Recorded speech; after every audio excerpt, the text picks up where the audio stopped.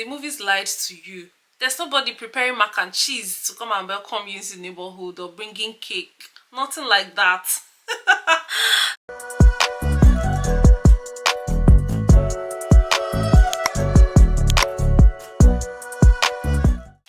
Hey guys, welcome back to my YouTube channel.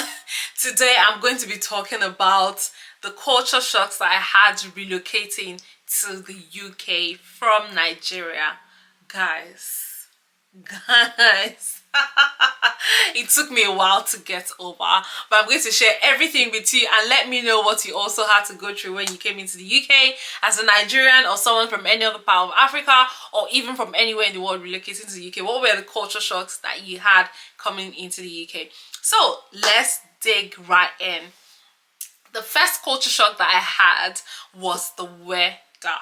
The weather, guys. I came in May and that was like spring, and when I got down from the cab that brought us from the airport, I'm like, who released air conditioner into the atmosphere?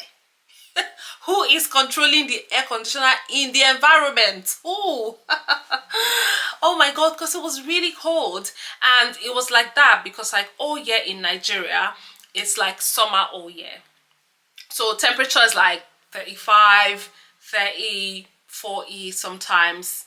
Oh my god, I'm saying 30, 40. 35, 40, because that's how I say it. Anyways, like the temperatures are upwards of 35, 40 and so on. So it's like summer for us all year in Nigeria. And when I came in, it was about 15 degrees or so, or maybe like 12, which people would consider normal, to be honest, but it wasn't for me because I've been in Nigeria for like 20 something years of my life and the weather wasn't like that. So it was kind of, you know, strange for me a bit, and I was really cold. And guys, believe me when I say to you that in spring I was sleeping with jeans and turtleneck. Can you believe that? Can you believe it? I wouldn't do that now, but yes, then it was survival. I needed to stay warm. I needed to stay warm. Something else about the weather was that the way the weather was frequently changing was just new to me. Because in Nigeria, for example, if it's raining for a long time, you know it's almost going to rain for like the whole day.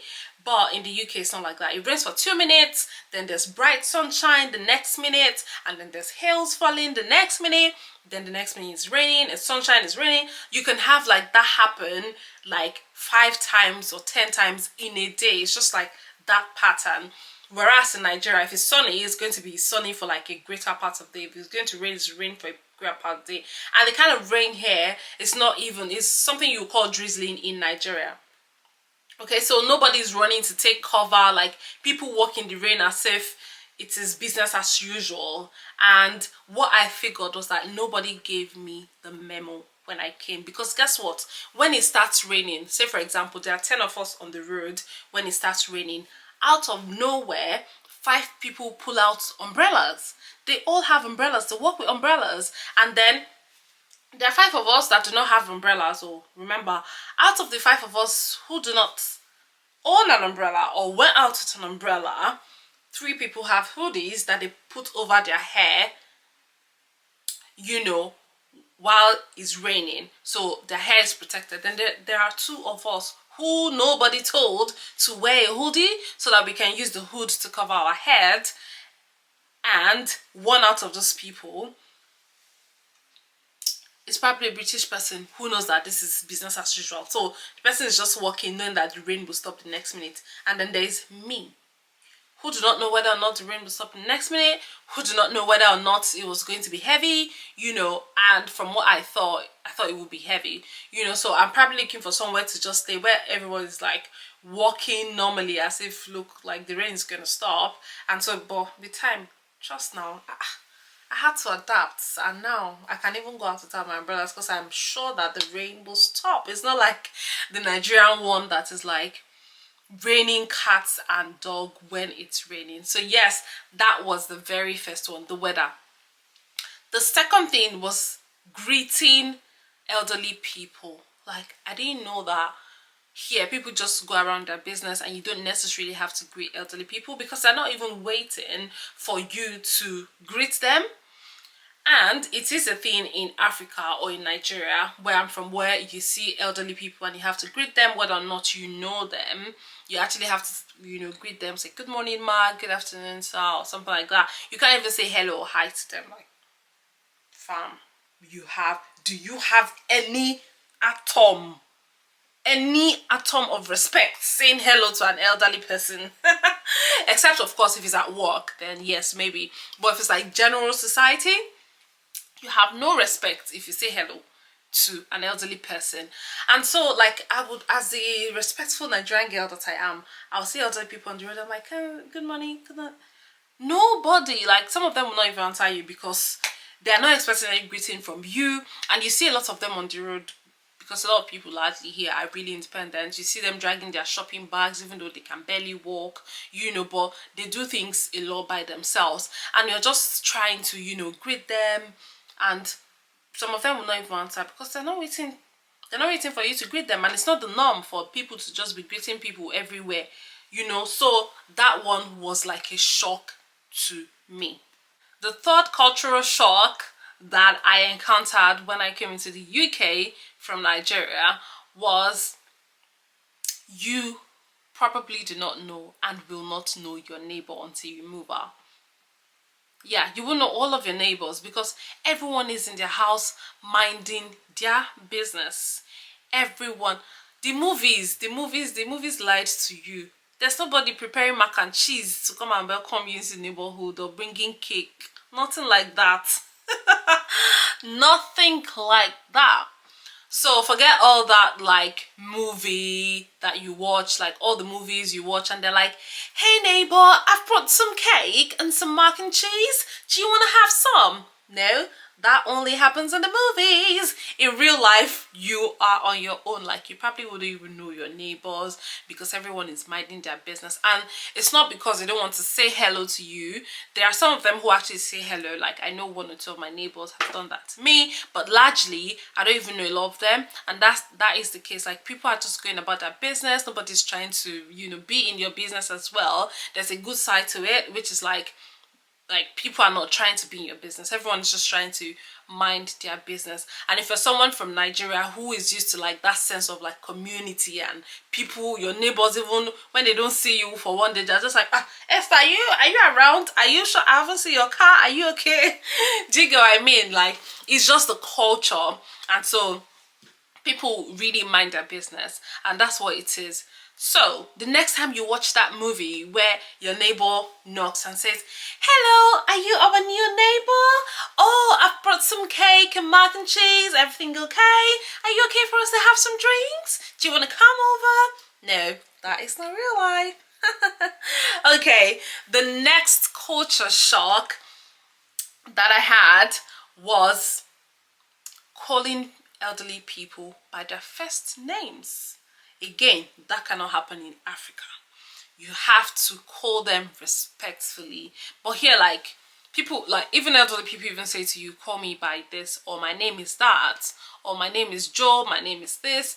And you just, when I came initially, my mouth was always heavy to call elderly people by their first names. Because in Africa, even if they are 24 hours older than you are, you have to add something to let them know that you respect them. I'm telling you. So it was strange when, elderly people introduce themselves by their first name and people can always call them by their first name. Trust me, it took me some getting used to be able to do that. And I kid you not, it took a long time before I was comfortable doing that, because I just knew that, look, it's a culture, and if someone wants to be called this way, then you have to call them that way. And nobody's like saying to you, do you know how old I am? Do you know how many years I saw you as a child, your upbringing, I was there. How dare you call me by my first name? That's not like, it's everyone's just chilled, like you're okay to interrupt people and they're all alright. This particular culture shock is something I'm sure everyone will experience if you're coming from Africa. So because we speak English obviously, but the accent is different. So honestly guys, honestly, I don't even know how to start this one, because before I came to the UK, I actually had an accent, because I just loved good English, speaking really nice accent. So I used to have something I think was the American accent. To be honest, I wasn't sure what accent it was. But I think it was like American accent, because obviously of the influence of American media.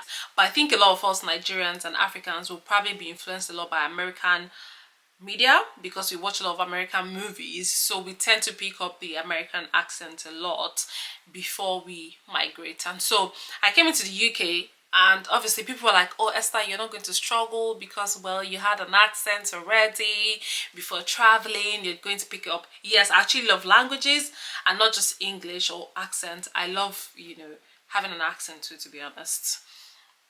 And it was just because it was hard. That was why I didn't pick up an accent the night after I landed in the UK, by the way. Otherwise, I would have had an accent the morning after.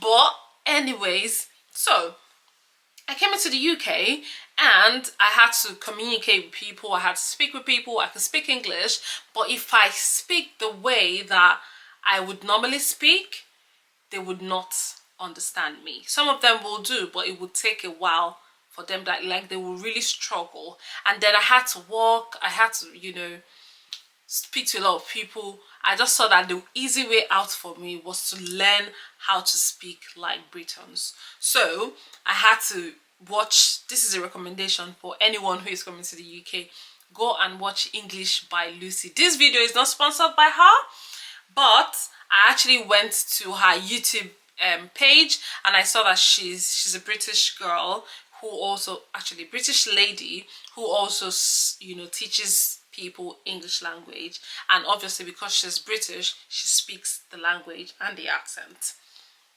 So I had to watch a couple of her videos, and trust me, because I love the accent already, I picked up a lot of it really fast. And in Africa, we don't tend to have rhythms to the English language that we speak. Like, we just speak things straight up. Okay? So, for example, if I come in as a Nigerian, I'll probably say something like, I'm going to take a walk in the park and I will call you later. That's how I would say it. But if I'm going to say it as a British person, I'll probably say something like, well, I'm taking a walk in the park and I'll give you a call later, okay? Can you see the difference? Okay, so I had to learn all of that. I have to learn how to pronounce things the way they pronounce it, so it will make sense when I'm talking to them. So for example, call, C-A-L-L, is cool. Okay? For example, Cornwall, spelled C-O-R-N-W-A-L-L, is pronounced Cornwall in the UK. And then they'll say rubbish instead of trash. And it's home cinema instead of home theater. So there are a lot of things that they pronounce differently, which I had to learn. And of course, some other British nuances, which I'll probably do a YouTube video for, to just, you know, mention some of the British nuances that I also had to get used to when I came into the UK. The bonus culture shock that I had was that everyone was drinking coffee and tea.